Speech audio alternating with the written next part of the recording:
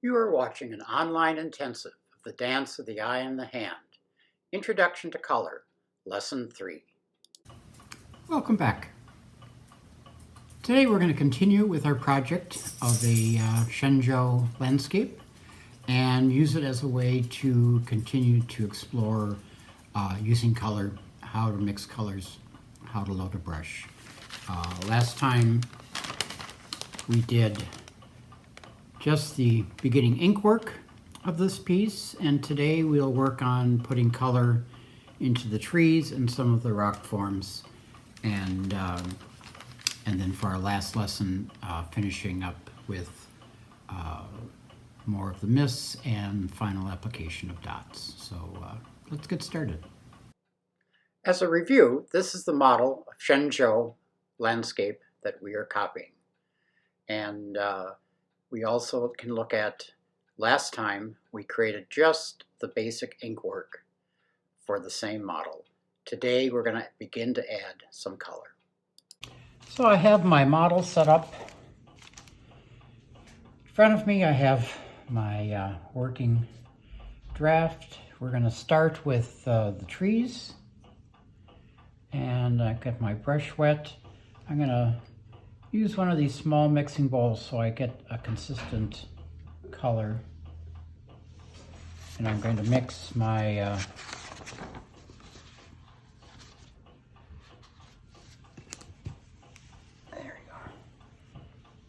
mix my burnt sienna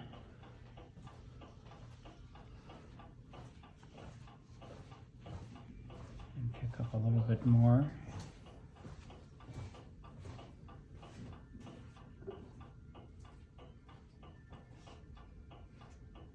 And I'm going to take just a little bit of the carmine to give a little red tinge to it, to pick up some more pigment, and then dry my brush, reload just the tip, and then test it and see what I have. I just want a little bit more pigment in here.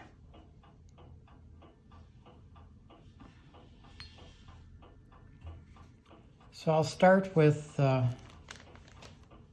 one tree. There's not that much in there. Here we go. And I'm just going to do with that burnt sienna the trunks of these trees. And as we did in the earlier lesson, by doing this, doing the trunks first, we'll keep additional layers of ink from flooding into the areas of the trunk. So it's a way to protect that color and lock it in. So that was pretty simple. I'm gonna clean off my brush, and then I want to make some green, and I'll take a little bit of my indigo blue and a little bit of my yellow, mix them together, and I want this to be more on the bluish side, so I'll add a little more of the indigo. And again, I'll dry off my brush, just load the tip, test it, and I'm going to start doing dots, and I can do them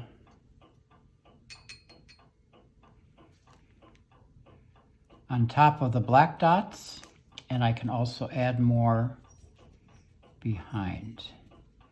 And this is pretty wet. Take a little more moisture out of that.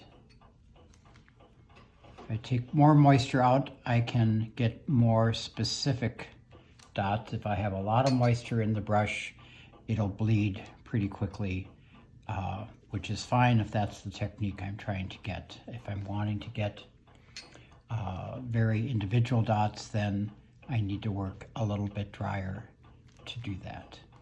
So I'm going around the black dots I had put in last time, and then adding more to it and going beyond the area that I had covered with these dots. So I'm just continuing to work each of the trees. This is the first layer of dots, and this is more of a sort of an underlayer. I'll be doing more as this dries, and I'll be changing my tones as well.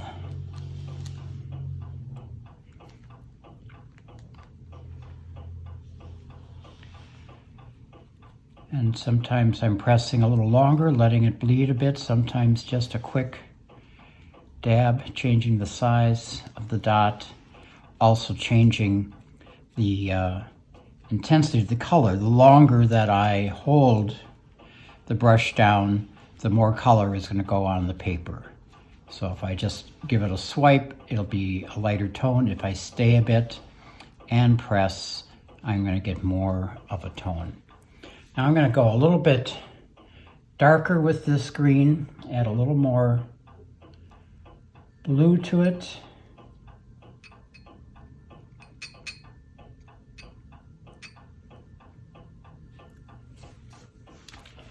This is still a little bit damp, which is okay. And I'm going to go add another layer on top, just adding a little more density to it and sort of collecting those black dots more into several groups.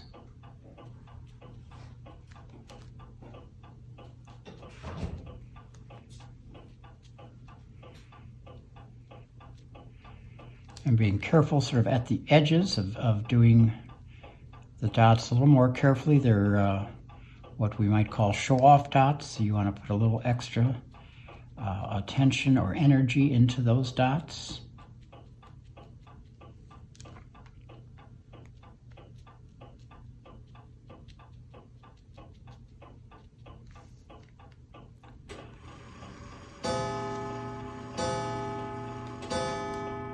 And I'm wanting a little bit of white to come through. I don't want it totally to be obscured.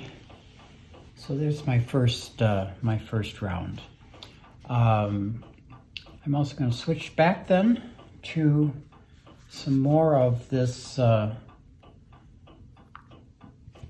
burnt sienna, and we'll do a few rocks.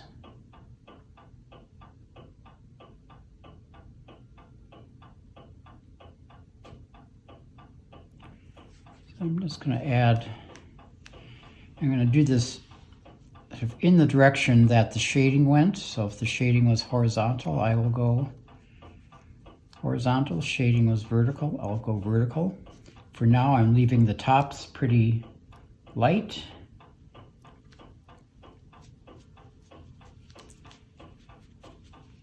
And again, we're going to do this in layers. You can also hit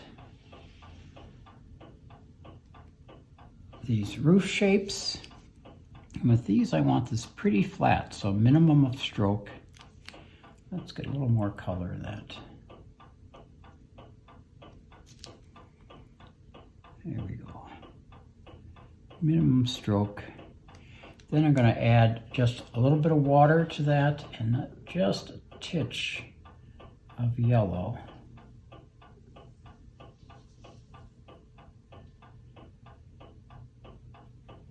And that'll be the color of the walls of these little buildings that we have here. Just a little bit of burnt sienna, a little more yellow to add some tone to these walls. And this I'll end up putting dots in.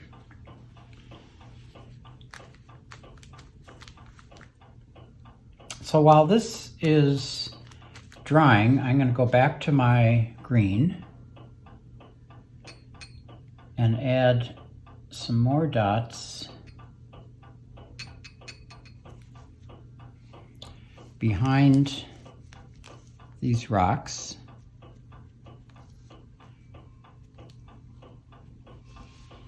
And to the side. And there's a few in here. and then more as I go over to this hillside. So there's some more groups of dots running on these hills.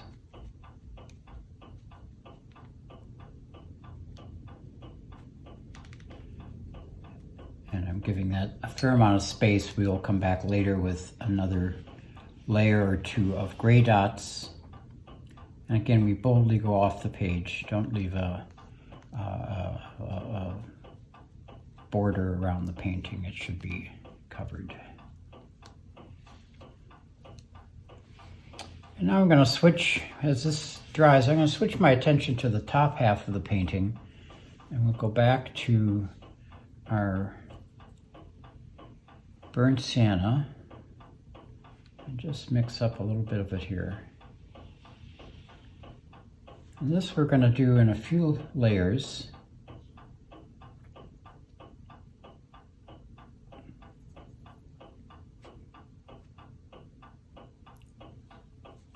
And again, following sort of your shading lines, your outlines. A little more water in that. Go a little bit lighter up here.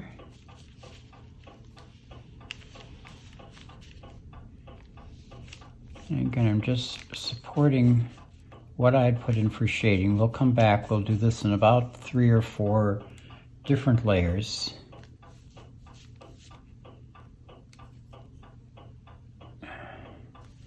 And some of this is really quite light.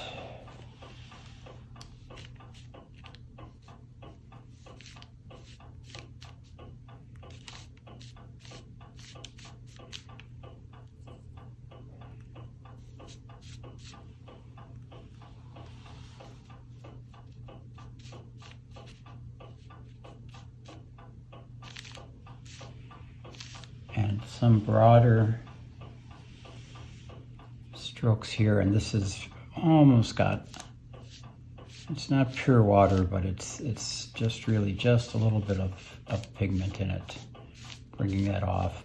I can use, I'm at sort of the end of my tone here, but I can use some of that in almost dry strokes to start creating this reflection on the water.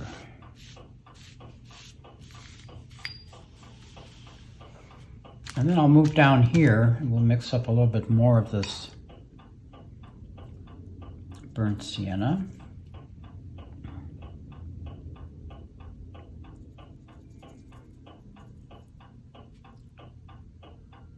And I'm going to add a little bit of the carmine to it just to change the tone for the foreground. And I've dried it a bit, using it almost like a dry wash. It's more scraping. I'm not trying to cover everything. I'm building my layers, looking at my model and seeing where sort of the structure is, even if it's vague.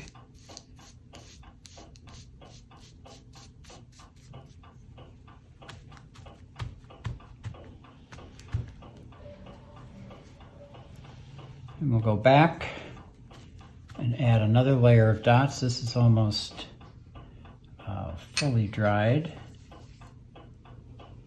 So if I add again some yellow,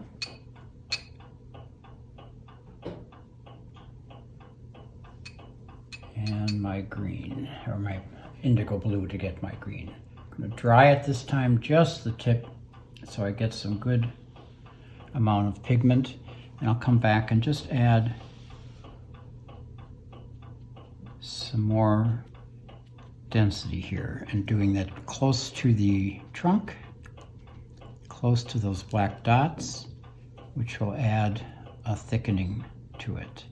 So even if I were using the very same color, by coming back over it a second or third time, I'll add density and we'll get a thicker color for that.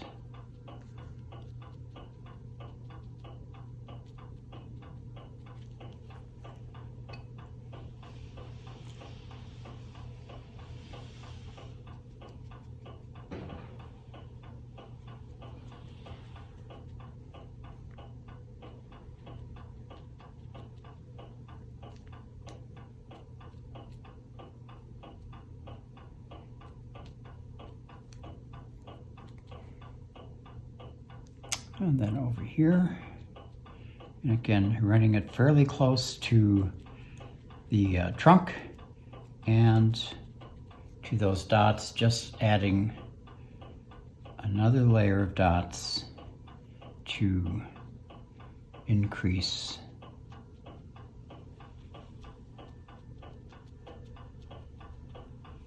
the density of it.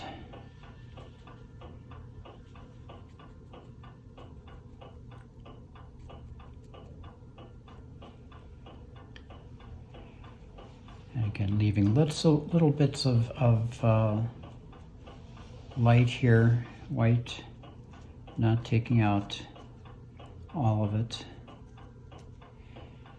And I can also just add, because I have a little bit left in the brush, just little swatches of green to come in. And then I'll come back over here and add, again, some more dots. And remembering dots we do either gathered or scattered. They either are coming together or almost repelling themselves apart.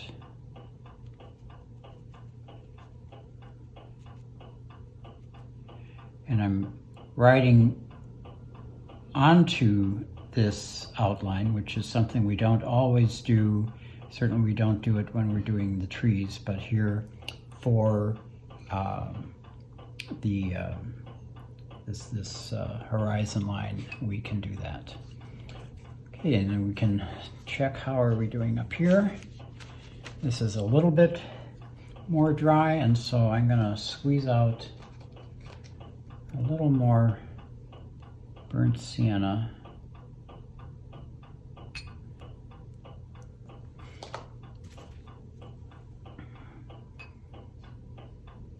And make a little bit of it in my dish here. Again, I'm using freshly squeezed colors. You could also, if you have yours in a case, you could get the burnt sienna just by working it from the case. Either way will get you a result. And I can go back up here and add a little more color, and I'm going to let this bleed and sort of fill the shape.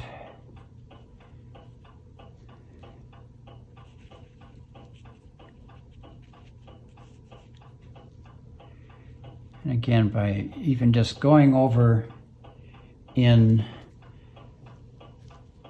the same color or the same tone, doing it more than once, you're going to get some additional depth to it.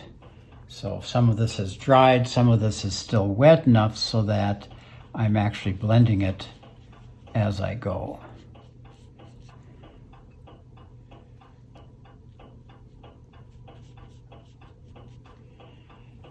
Now I'm working a little bit wet on wet, and so I'm in danger of spillage.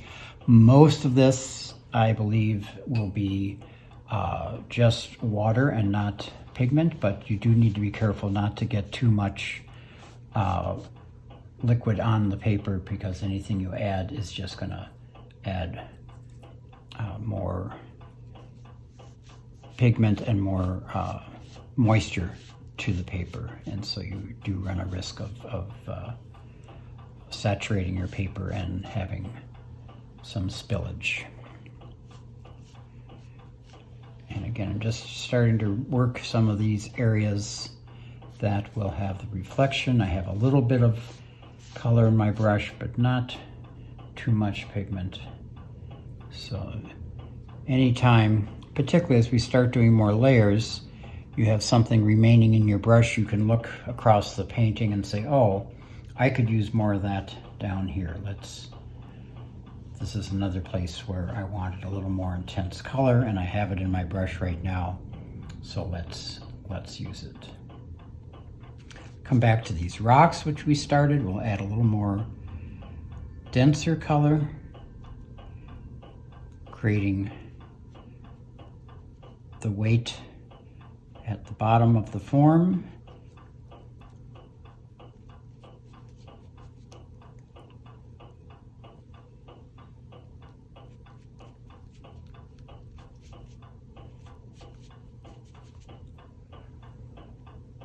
And we'll add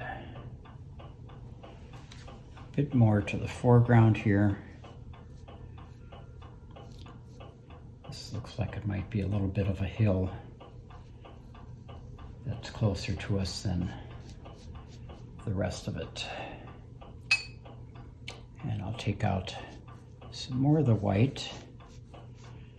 And again, we're just doing a little bit at a time, not flooding too much, and letting some of this dry as we go so that we get built up of layers. If you do it too much at once or continue to work while it's all wet, it's gonna blend and just blend into almost nothingness. So we want to try to avoid that.